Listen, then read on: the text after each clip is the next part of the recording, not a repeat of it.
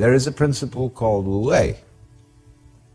And this means, Wu means none or not, no, negation. Wei has a combination of meanings. It can mean action, making, but the best translation I have found for it is forcing.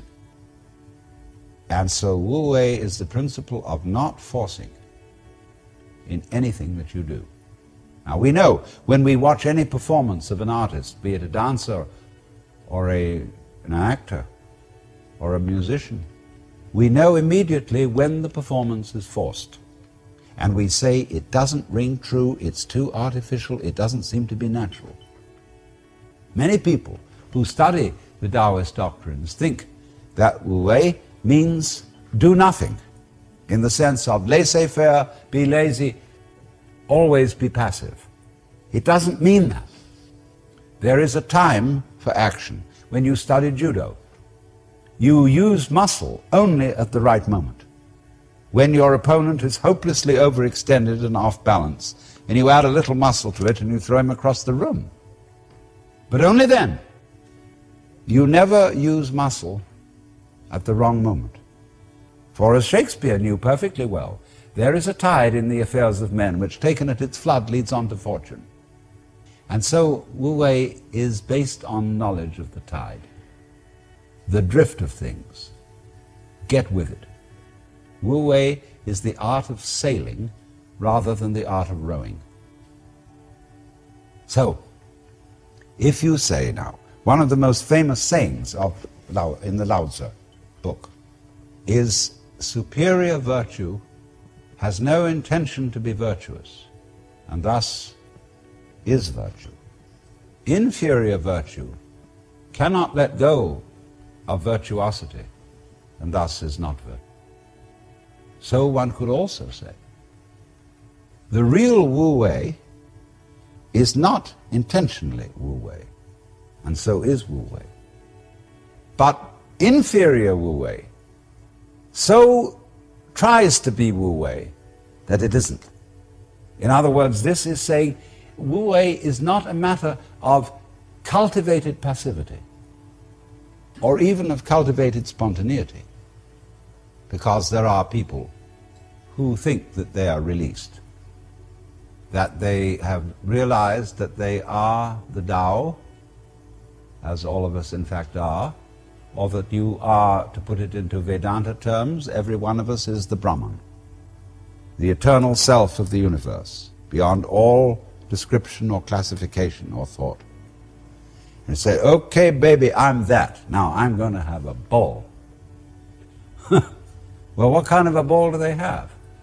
Well, what they do is they look up the rules on which society runs and do the opposite. Well, that's still running by the rules of society. And it's the mirror image in reverse. That's not spontaneity. You have to be able to realize that you don't know what you really want to do until you are very quiet and it tells you. So, to quote Jesus, unless you become again as a child, you cannot enter the kingdom of heaven. And if you read the Bible, incidentally, which is a very dangerous book, as I'm going to be demonstrating in Playboy this December, but understand heaven in a very literal sense, space. See, we are in heaven now because the earth is a spaceship and heaven is space. What is called in Chinese Gung, Japanese Gu, the void. That's what is important. That most of us don't know this. Even Shakespeare has one of his characters saying, oh, that this all too solid flesh would melt. But do you know you are much more space than you are anything else? If the ponderable, I won't say matter, the ponderable whatever in your bodies were condensed and all put together, it would be smaller than the point of a pin. And anyway, as somebody once said, even a bishop is 80% water.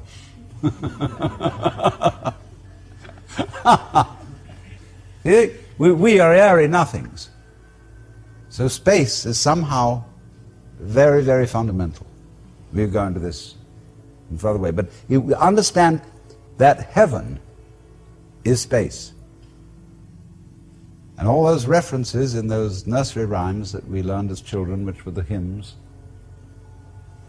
about heaven, always were talking about thrones and crowns and harps and streets of glass,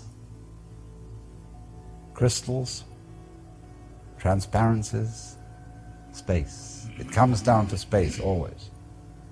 Space, which nobody can define, nobody can imagine, appears to be nothing, is the foundation of the universe. But you have to become again as a child to see that. Now you know, go back to your childhood. What were the fascinating things? What's out there? What's beyond the stars? How long does it go on? And Mama said, it goes on always and always and always. The child wonders. He's excited that this is something that never ends. Then the child asks about time. How long ago is long ago? Well, the Bible says that in the beginning God created the heaven and the earth. Well, what did God do before he did that? Well, as one person said, he sat up thinking punishments in hell for people who ask silly questions. But still, that is only a joke. And the child thinks of God going back and back and back forever, with never beginning. So in the same way you think about death, go to sleep and never wake up. Never. Whew. Why, it would be as if you never had existed. Not only you, but everything else. Which is, of course, the way things were before you were born. I mean, just turn it backwards. You know, how about waking up after having never gone to sleep? That's quite a thought. There's something fishy about it all. Ichthys, Jesus Christos Theo Iosso here, the fish. So we get a funny feeling when we think those questions really through. Very funny feeling. And children, you see, love to get into that funny feeling. Children do all kinds of weird things.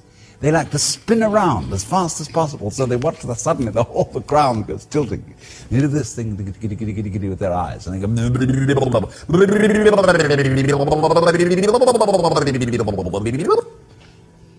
and they make faces and test out their bodies in all sorts of funny ways, because they know from the beginning that the world is weird, a strange thing, because everybody knows what it's all about, only they won't admit it.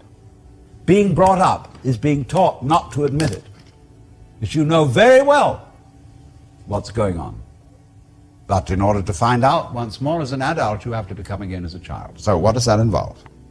It means, ladies and gentlemen, would you please check your ideas and opinions at the door? First of all your philosophical and religious views, all your logic, because I say check it at the door advisedly, because you can pick it up again when you go out if you feel unsafe without it. I'm not trying to argue you out of your opinions and views. I'm merely suggesting that for the sake of an experiment, you temporarily suspend them and view what is as if you didn't even know how to talk. Red is not red, blue is not blue. Hard is not hard, soft is not soft. Male is not male, female is not female. There is just this jazz. It will not be possible to compel yourselves into this way of looking at things, because what Buddhists call habit energy is going on. And as I talk to you, you will find yourselves thinking in a compulsive and habitual way, this is red, this is green, this is something, this is nothing, this is solid, this is space. All right, but treat those thoughts that are going on in your head in exactly the same way as if they were... See? That's all they are. Like shapes in the spray as the sea breaks on the rocks.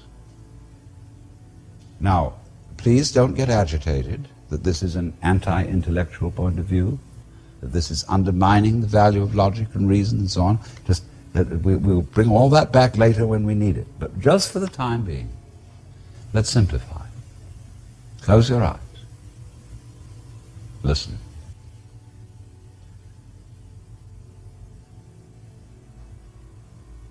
What is? What do you really and truly, honestly, hear? Don't name it. Just as if it were music. Classical music.